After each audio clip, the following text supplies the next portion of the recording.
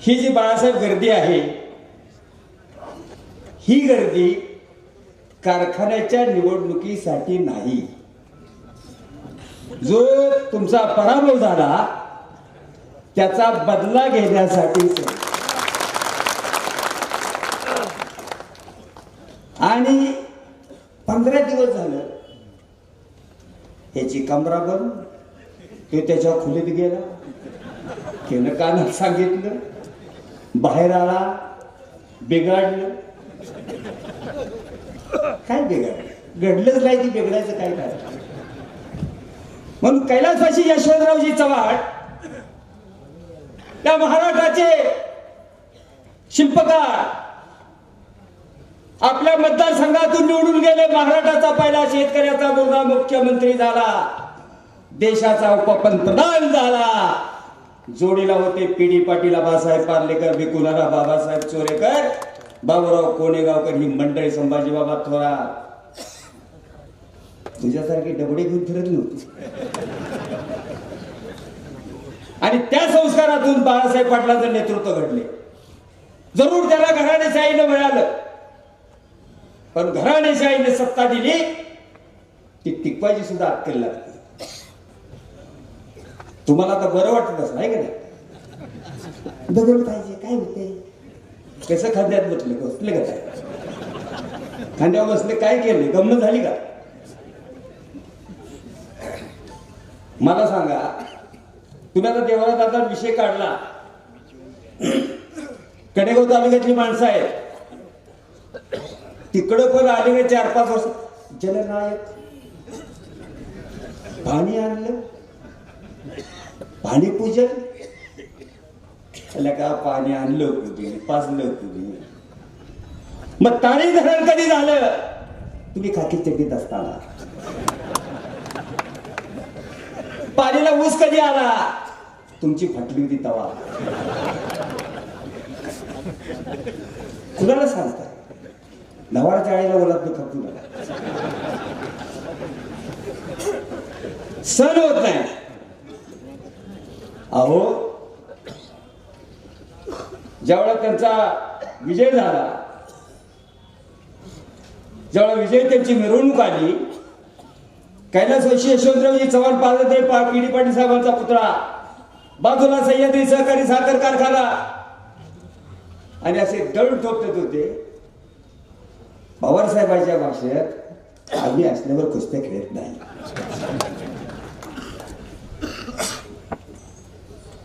एवढे उन्माद. 25 वर्ष आमदार आहेत, 25 वर्ष चेअरमन आहेत, आणि कराड तालुका आहे. झाला. मगाशी एमडी साहेबांनी सांगितलं की ईव्हीएम घोटाळ्यामुळं ही टेस्ट ट्यूब आमदार आहे. टेस्ट ट्यूब देवी.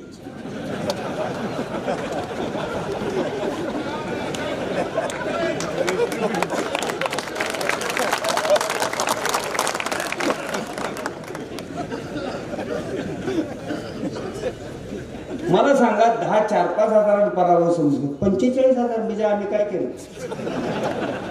आणि समोरची काय गुरु राखायला गेली. आणि मग हनबरवाडी धनगरवाडी, हनबरवाडी धनगरवाडी, हाय कुठे? त्याचं स्पेलिंग तुला माहित आहे का? कुठनं कुठं पाणी गेलं ते माहित आहे का? बाळासाहेब सहकार मंत्री असताना अजितदादा अर्थमंत्री असताना त्याला फंड दिलाय. पृथ्वीराज चव्हाण साहेबांनी 14 कोटी दिले. आणि परवा भूमिपूजन झालं पाण्याचं, गायकवाडवाडी. 6 तास पाणी सुटलं, पाणी आटलं, आणि वट्याच्या बाहेर गेला. नारळ तिथंच, ब्लाउज पीस तिथंच.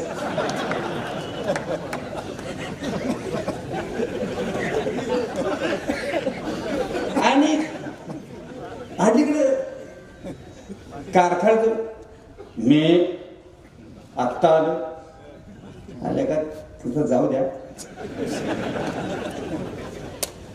त्याला काय वाटतंय? आम्ही काय बार आपल्या समोर नाही केली, तसं नाही. जयवंत पाटील, बाळासाहेब पाटील, अशोक पाटील, ही मंगळवारातली मंडळी. आम्हाला माहिती आहे मंगळवार काय. एकदा मंगळ मागायला लागला की सुटणार. पण मंगळ कसा आहे, धीरे धीरे धीरे गावला तडाख्याला सुटणार. पिढी साहेब म्हणायचे सौम्य नाही कडक मंगळ आहे, पण ते काटा निघाल्यानंतर कळतो. त्याचा आम्ही अनुभव घ्या.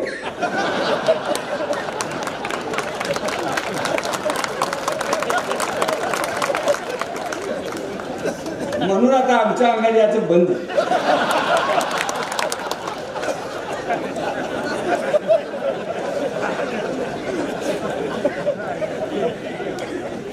आम्हाला माहित आहे की अजित पटेल बाळासाहेब आले का, मग आता आपल्या आत्याची मुलगी आहे, आत्याचा मुलगा आहे, मग झालं रोटी पेटी व्यवहार तर तुमच्या बापाचं काय. आता हे सोनसरवरून आले हे काय इकडे गर्दी बघायला आली. विधायक काम बाळासाहेब पाटलांनी केलं, पिढी पाटलांची परंपरा चालवली. सह्याद्री सहकारी साखर कारखाना दराबद्दल चर्चा करा. ही टोळका आहे साहेब, हे छोटे वाल्मिक आहेत, अजून कराड माग आहे.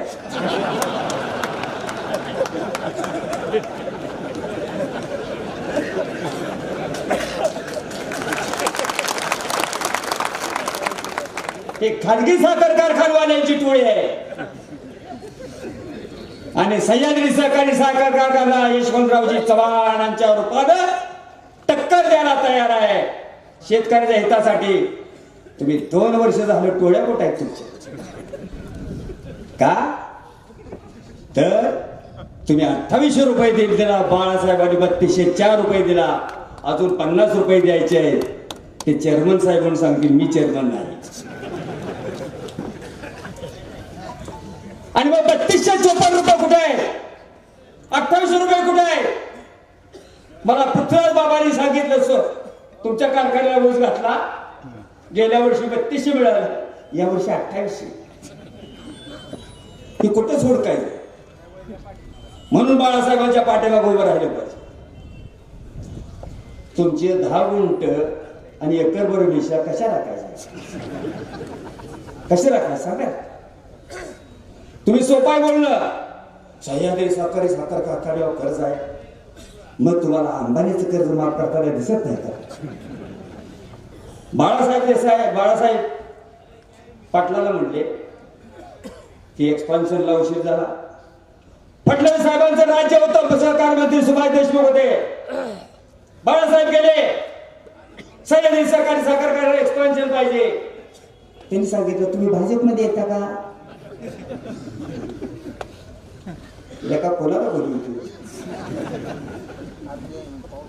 ती काही घटणारी व्यक्ती आहे का. त्यांनी सांगितलं मी पीडी साहेबांचा मुलगा आहे, यशवंतराव चव्हाणांचा विचार पाळणारा कार्यकर्ता आहे, मी मेलो तरी 72 भाजपमध्ये प्रवेश करणार नाही. आणि काय गॅटमेट आहे का, माझ्या बापाने केलं मी करणार. मग अशी माईंनी सांगितलं तसं नियतीला मान्य होतं. आदरणीय पवार साहेबांनी गॅटमॅट करून कसं तरी सरकार बनलं, त्याचे सहकार मंत्री झाले. आणि बघा योगायोग, ज्या अर्जावर चेअरमन म्हणून सही केली त्याच अर्जावर मंत्री म्हणून मान्यता मिळाली. हे तुमचा आमचा. पुढच्या वर्षी बोला ऊस राहतोय का नाही. आपल्याकडे काय सगळं चांगलं आहे, पण ऊस नाही. 50 वर्ष गाळलं त्याचं बोला. आता जरा सवत आले की नका तसं करू नका, आपलं ते आपलं. 2 महिने झाले. आई शपथ सांगा, जरी जरी तिकडं ऊस घातला गेले हात वर्गा तुम्हाला अजून मिळेल कसा.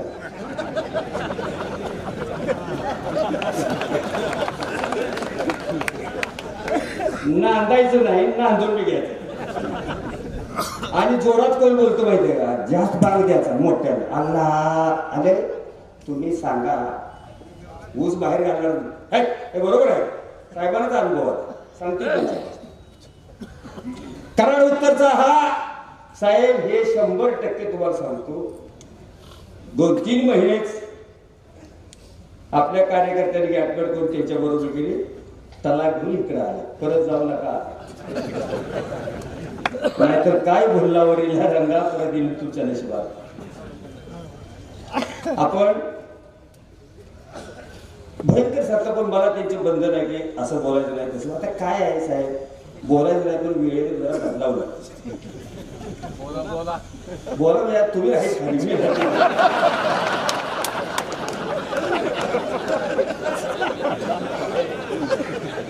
असं आहे. 50 वर्ष चव्हाण साहेबांच्या कृपेने, पी.डी. पाटील साहेबांच्या आशीर्वादानं, सर्व त्या तागायच्या संचालकाने, संस्थापक संचालकाच्या प्रयत्नानं 50 वर्ष आपण ऊस काढतोय. म्हणून खेडोपाडी बनवली दिसतात. आपण काय डी कंपनीवाले का 2 नंबरवाले? बाळासाहेबांनी साहेब येतात, आम्ही परिवर्तन केल्यानंतर आम्ही हे करू, तुम्ही ते करा, तुमचं आहे ते सांभाळा, तुमचं आहे ते सांभाळा.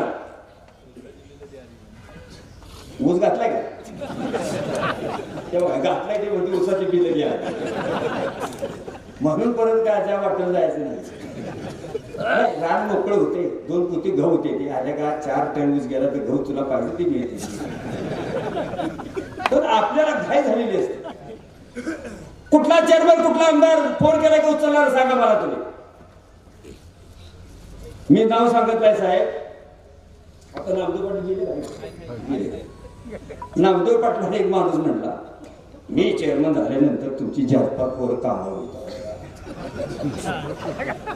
मामाची पोरगी नाही, लग्न ठरवले. होयाच्या आधी माणसं किती भरले ती बाबा. आता मी ह्यांच्यावर फिरतोय, बाबाच्यावर फिरत होतो, काय हरकत नाही. मी मंत्री झाल्या, तुझा मंत्री कुठं अजित पाटील चिखली द्यायचं, कुठं मंत्री. आणि तुम्हाला आपण कोण आहे, काय आहे, ही निवडणुकीची सभा आहे. तिथं कोणी कीर्तन ऐकायला आलेलं नसतं. पवार साहेब तुम्ही सांगितलं की पवार साहेबांनी सांगितलंय की खरं कधी सांगायचं नसतं.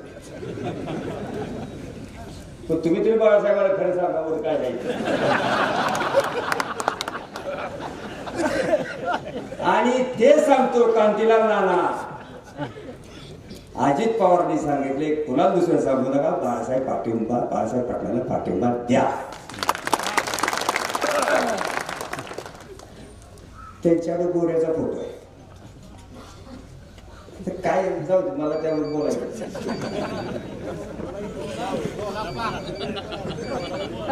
अंगावर माझ्यावर मी एकटाच आहे.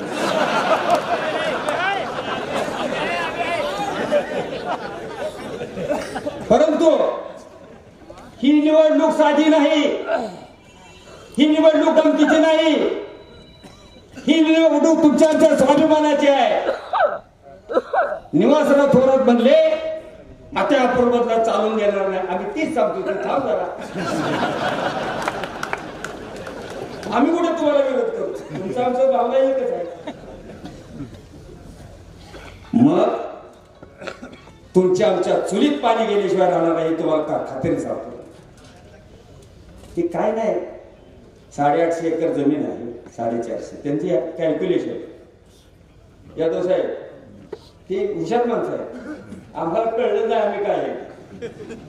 हे एवढं जमीन, एवढं.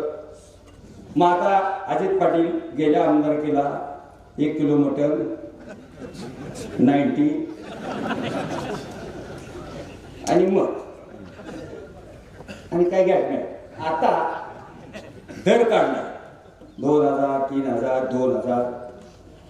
परंतु तुम्ही आम्ही लाचार नाही, आपण फटक्यावर नेटके नाही. अरे तुमच्याकडे खुराडी कोंबड्या डालायला खुराडी नव्हती 20-25 वर्षापूर्वी, आता कुठलं डालगी आहे. आणि तुम्हाला एक सांगतो की ही गमतीची निवडणूक नाही, पुन्हा पुन्हा सांगतोय, आता ही पुढल्याही आमदारकीची नांदी आहे, लक्षात ठेवा. झालेला अपमान. पृथ्वीराज चव्हाण आमदार होते, बाळासाहेब आमदार होते, श्रीनिवास पाटील खासदार होते. आपण दारा जात होतो, बाळासाहेब पत्र द्या, हे घ्या, आता घ्या, आता घ्या. कुठं जायचं सांगा. म्हणून सांगतो देवराज दादा यादव साहेब बरोबर आहे का चुकीचं? म्हणून बाळासाहेबांचे हात बळकट करा आणि येणारी निवडणूक आहे. परवा कारखान्यात काय केलं यादव साहेबांचा सगळी स्फोट झाला काय भाजपवाले माग टीव्ही दादा याचं पाणी करतायत. अरे का कशाचे पाणी करावे? माझा शंभू राजांच्या कारखान्यात स्फोट झालाय. लावा इन्क्वायरी. तिथे कसं जाईल? म्हणून बाळासाहेबांना सांगतो की तुम्ही काय हे मला पृथ्वीराज चव्हाण सगळे आपल्याकडचे तथास्तु तो घोटाळा झाला. शाप जरा द्यायला शिका.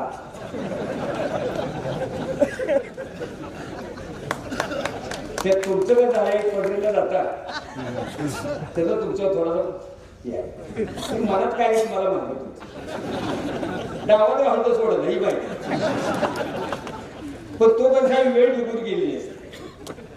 म्हणून तुम्हाला सांगतो की सातारकर मंडळ दादासाहेब आलेले आहेत, नक्षत्र आहेत, अतिथ्य आहेत, चेअरमन साहेब आहेत, आजी केदाराचे अतिथ्य नक्षत्राचे पुन्हा भांडायला अतिथ्य करायचे. बरं देशमुख तुम्ही तर नक्की आहे, तुमचाच उमेदवार आहे. मग तुम्हीच. परंतु आपण सातारा बाळासाहेब पाटलांचा सर्वांचा पाठिंबा आहे आणि आपला सर्वांचा पाठिंबा महत्वाचा.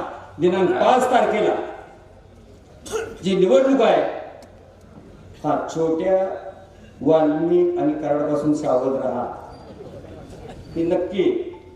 आणि 5 तारखेला कबशीच्या चिन्हावर शिक्का मारा आणि बाळासाहेबांना प्रचंड मताने निवडून देऊया. आपण मला निमंत्रण दिलं आणि मला बोलण्याची संधी दिली त्याबद्दल संयोगाचे आभार. मी माझं भाषण संपवतो. जय जय.